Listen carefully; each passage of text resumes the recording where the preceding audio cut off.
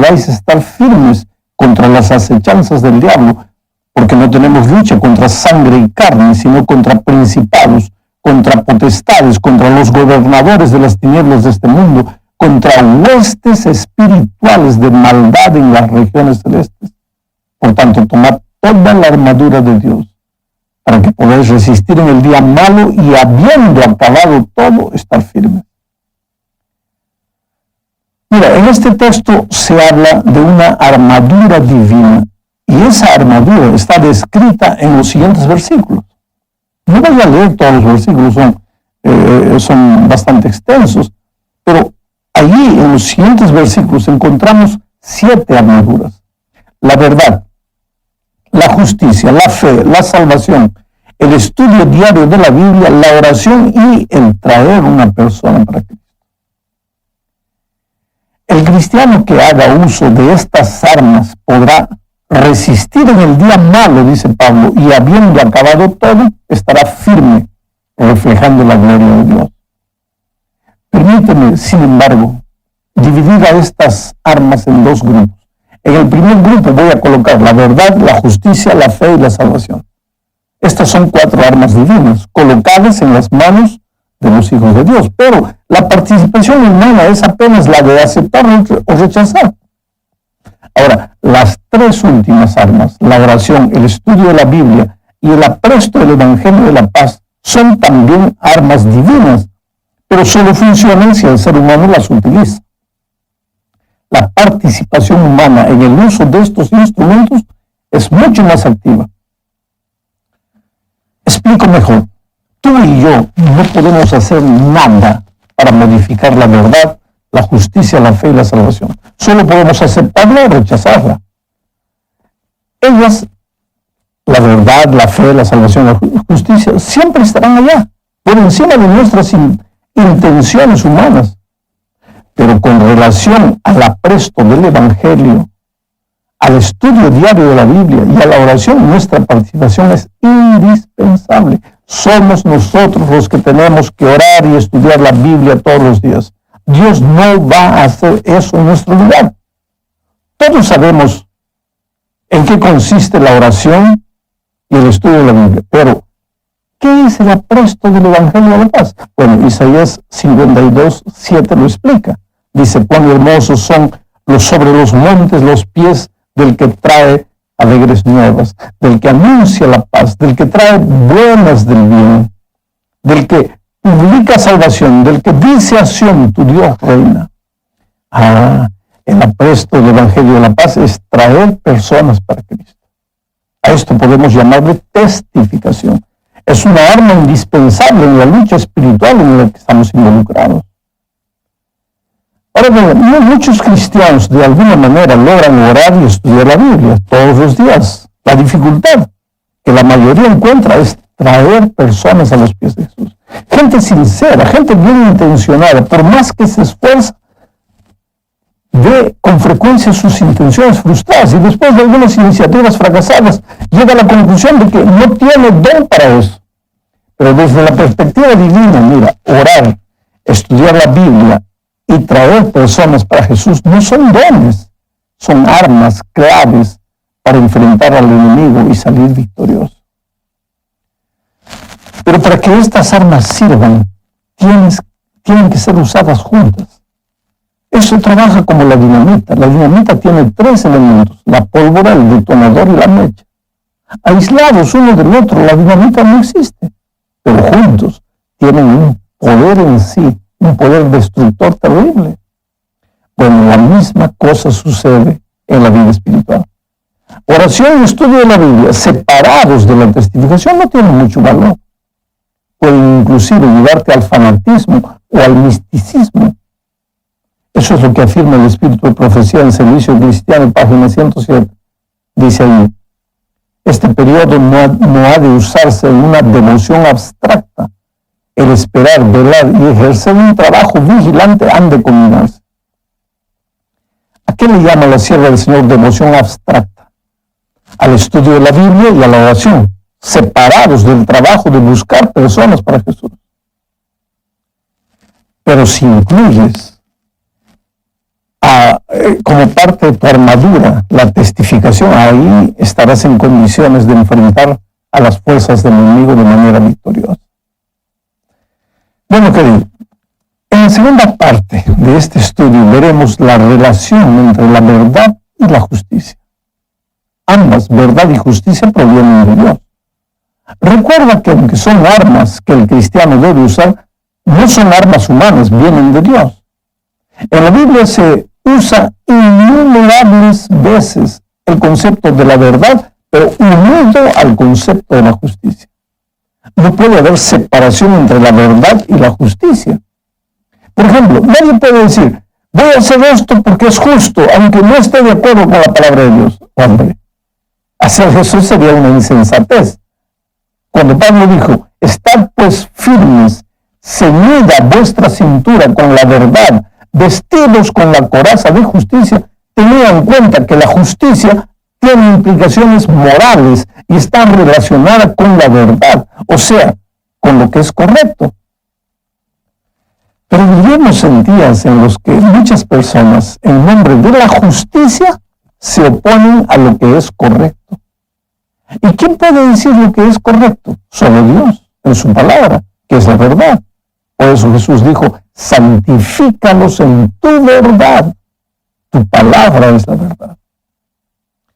¿Pero qué tiene que ver todo esto a la luz del conflicto entre Cristo y Satanás? Siempre, querido, cuando una persona coloca a la justicia contra la verdad, se quita una armadura protectora y se coloca en lugar de una víctima fácil, indefensa del enemigo. Por lo tanto, tienes que echar mano del arma de la verdad y al mismo tiempo del arma de la justicia. No las puedes separar. En la tercera parte de este estudio hablaremos de los versículos 15 y 16 de Efesios 6. Efesios 6, 15 y 16. Y calzados los pies con el celo por anunciar el Evangelio de la paz. Esta versión me parece adecuada. Otras versiones usan las palabras fundamento o preparación en lugar de celo. Hay otras que usan la palabra apresto. En mi versión dice el celo por anunciar el Evangelio de la paz. En el griego la palabra es etoimasia, celo, que literalmente significa equipo, o puede ser traducida también como fundamento. Ahora, ¿qué es lo que le da fundamento o sustancia a la vida devocional? La testificación. No es la paz. Paz es lo que el cristiano anuncia. Paz es el resultado de ir a Jesús y de permanecer en Él. Pero el hecho de ir no es un asunto de teoría, solamente, sino de experiencia. Nadie va a Jesús si no lo busca a través de la oración, del estudio de la Biblia y de la testificación. Lo peor que nos puede acontecer en la vida cristiana es caer en la teoría y pensar que todo es un asunto de palabras, de leer, de conceptos, de saber, ¿no? Si no se ora y si no se estudia la Biblia y si no se testifica, no hay nada en concreto. El versículo 16 presenta otra arma del cristiano, que es la fe. Ahora, el ser humano no produce fe. Fe es un don que Dios da a los que lo buscan. Pablo afirma que la fe es por el oír y el oír por la palabra de Dios. Por lo tanto, la fe es el resultado natural del compañerismo y de la comunión del cristiano con Jesús. Bueno, hablemos ahora de la salvación. Esta es la otra arma del cristiano, pero la salvación es más una situación que un arma. ¿En qué sentido la salvación sería una arma? En la bendita obra de la salvación, querido, escucha bien, en la bendita obra de la salvación no hay participación humana. Aunque a lo largo de los tiempos el ser humano siempre se ha preguntado, ¿qué haré para ser salvo? Dios ya lo hizo todo. El ser humano no necesita hacer nada, solo le resta aceptar o rechazar. Pero cuando el cristiano entiende que Jesús lo hizo todo por él, Cuando él sabe que está salvo en Cristo, esa seguridad es una arma poderosa de confianza, de certidumbre. Mira, alguien dijo alguna vez, yo pensaba que tenía que ser fuerte para ser salvo, hasta que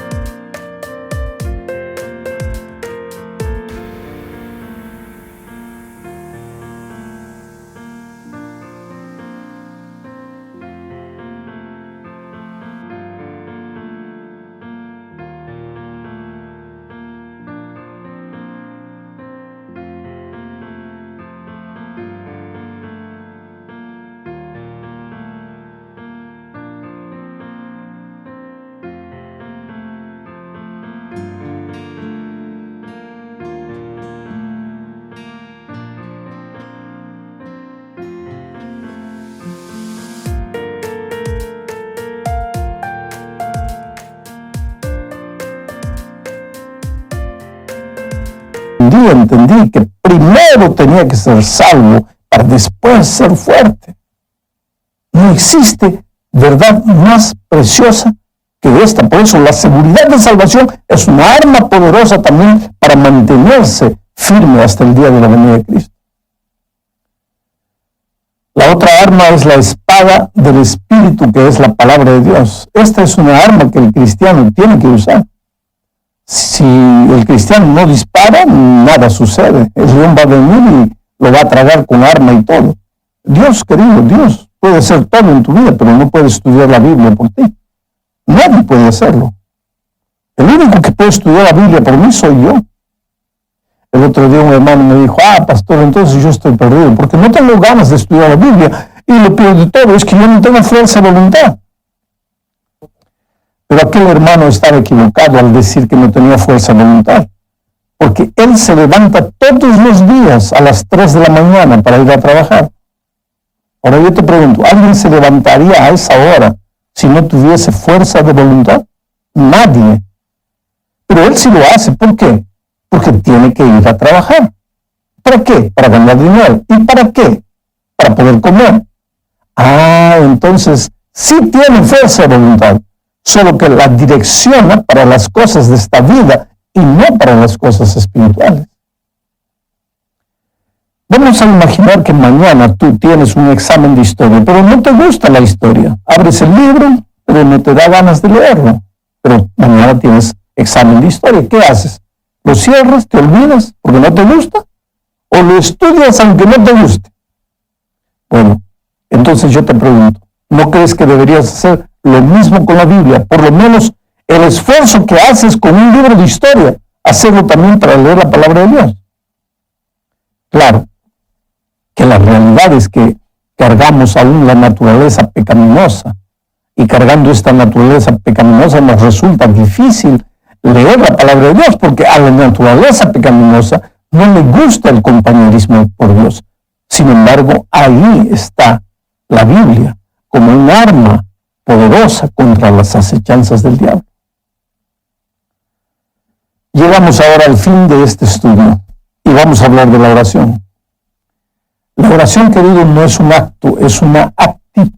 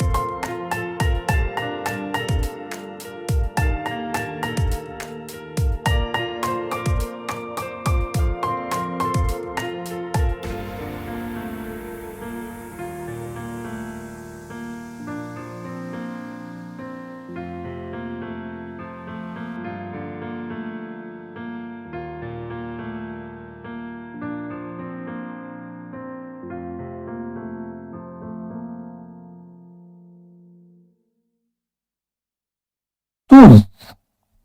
Existe la oración formal, en el sentido de separar un tiempo establecido para conversar con Dios, arrodillarte, en fin.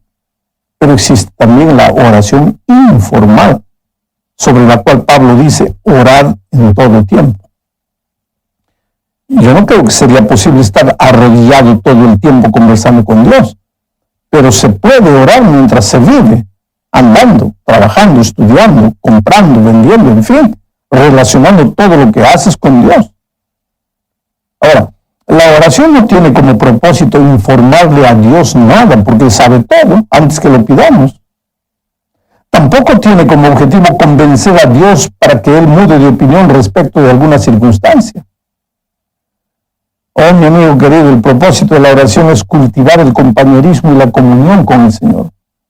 Jesús vino a este mundo, entre otras cosas, para enseñarnos a vivir una vida de victoria. Y lo hizo con su ejemplo.